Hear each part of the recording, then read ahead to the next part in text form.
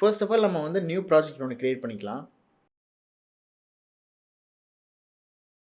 Create பண்ணோனே நமக்கு வந்து ஒரு நேம் வைக்க சொல்லுது. இந்த நேம் தான் வந்து நமக்கு ப்ராஜெக்ட் லிஸ்ட் ஆகுதுல்ல, அந்த லிஸ்ட்டா வர நேம் தான் இது. இது வந்து நமக்கு வீடியோவ எக்ஸ்போர்ட் பண்ணுற ஃபைலோட நேம் கிடையாது. இது வந்து நம்ம ஃபைண்ட் பண்ணுற ப்ராசஸ். எந்த ப்ராஜெக்ட் நம்ம பண்ணுறோம் அப்படிங்கிற ப்ராஜெக்ட்டோட நேமு.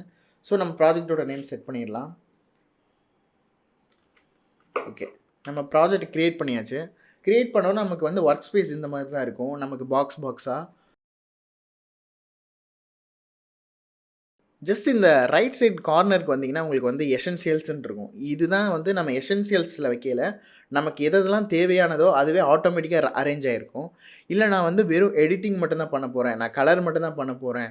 இல்ல ஆடியோ எடிட்டிங் பண்ண போறேன். அப்படின்னு நீங்க ஒவ்வொன்னுக்கும் நீங்க விரும்புனீங்கன்னா, அது குடுக்கையில, அதுக்கு தகுந்த மாதிரி நமக்கு வந்து ஒர்க் ஸ்பேஸே வந்து நமக்கு சேஞ்ச் ஆயிடும்.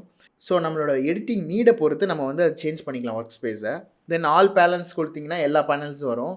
ஸோ இதில தான் நம்ம வந்து எப்பவுமே கிரியேட் பண்ணுவோம். அண்ட் உங்களுக்கு நீங்கள் கஸ்டமைஸ் பண்ணணும்னு நினச்சிங்கன்னா உங்களோட ஒர்க் ஸ்பேஸை ஜஸ்ட் அந்த டேப் இருக்குல்ல, அந்த டேப்பை நீங்கள் ட்ராக் பண்ணிங்கனாலே உங்களுக்கு தனியாக வரும். இதில் உங்களுக்கு எந்த இடத்துல அது வேணும்னு நினைக்கிறீங்களோ அந்த இடத்துல அதை செட் பண்ணிவிட்டு, இது மாதிரி இந்த டேபாக இருக்கட்டும், டைம்லைனாக இருக்கட்டும், ப்ரோக்ராம் மானிட்டராக இருக்கட்டும், இது எல்லாமே நம்ம வந்து கஸ்டமைஸ் பண்ணிக்க முடியும். ஜஸ்ட் அதை கிளிக் பண்ணி ட்ராக் பண்ணோன்னா நமக்கு எங்கே வேணாலும் அதை செட் பண்ணிக்க முடியும். இப்போ நம்ம ப்ரோக்ராம் மானிட்டர் இப்போ நம்ம எல்லாமே செட் பண்ணிட்டோம் அப்படின்னா, ஜஸ்ட் அந்த ரைட் கார்னரில் இருக்க அந்த ஒர்க் ஸ்பேஸ் ஐக்கான் இருக்குல்ல, அதை கிளிக் பண்ணி சேவ் ஆஸ் நியூ ஒர்க் ஸ்பேஸ்ன்னு இருக்கும். நீங்கள் உங்களுக்கு தேவையான டேப் எல்லாமே நீங்கள் வந்து டிக் பண்ணிவிட்டு, ஜஸ்ட்டு நீங்கள் வந்து அரேஞ்ச் பண்ணிவிட்டு, நீங்கள் வந்து புதுசாக ஒரு ஒர்க் ஸ்பேஸே நீங்கள் வந்து க்ரியேட் பண்ணிக்கலாம். இப்போ என்னோடய பேனல் வந்து நான் கஸ்டமைஸ் பண்ணுறேன். ஓகே. நம்ம வந்து ஆல்ரெடி கஸ்டமைஸ்டில் தான் இருக்குது. இந்த லாஸ்ட்டில் இருக்கிறதெல்லாம் வேவ் ஃபார்ம்.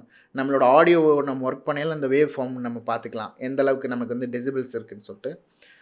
ஸோ இப்போ வந்து நமக்கு பேனல்லாம் எல்லாமே கரெக்டாக தான் இருக்குது. ஸோ இதை வந்து நான் புதுசாக ஒரு ஒர்க் ஸ்பேஸை சேவ் பண்ண போகிறேன். ஸோ ஜஸ்ட் அந்த கிளிக் கொடுத்துட்டு சேவ் ஆஸ் நியூ ஒர்க் ஸ்பேஸ்ன்னு சொல்லிட்டு ஒரு ஆப்ஷன் இருக்குல்ல, இதில் போயிட்டு நமக்கு தேவையான நேமை நம்ம செட் பண்ணிவிட்டு ஓகே கொடுத்துட்டோம்னா, அதுவே வந்து நமக்கு ஒரு ஒர்க் ஸ்பேஸாக நம்மளுக்கு வந்து க்ரியேட் ஆகிருக்கும். இப்போ பாருங்கள், ப்ரீமியர்னு சொல்லிட்டு.